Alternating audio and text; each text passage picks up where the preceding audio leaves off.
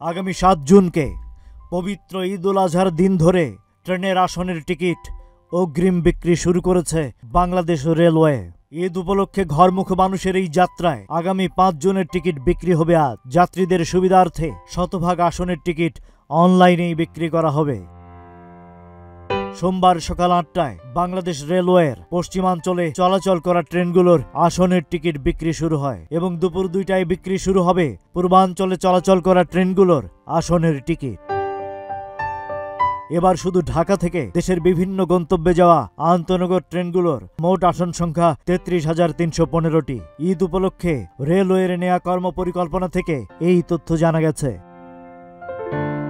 কর্মপরিকল্পনা অনুযায়ী ঈদের আগে আন্তনগর ট্রেনের ৩১ মের আসন বিক্রি হয়েছে ২১ মে, ১ জনের আসন বিক্রি হয়েছে ২২ মে, ২ জনের আসন বিক্রি হয়েছে ২৩ মে, ৩ জনের আসন বিক্রি হয়েছে ২৪ মে, ৫ জনের আসন বিক্রি হবে ২৬ মে, ৬ জনের আসন বিক্রি হবে ২৭ মে।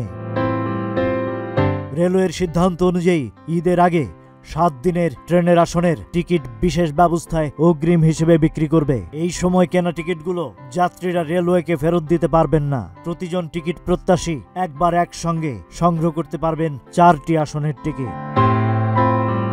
Rajib Raihan, news flash ৭১।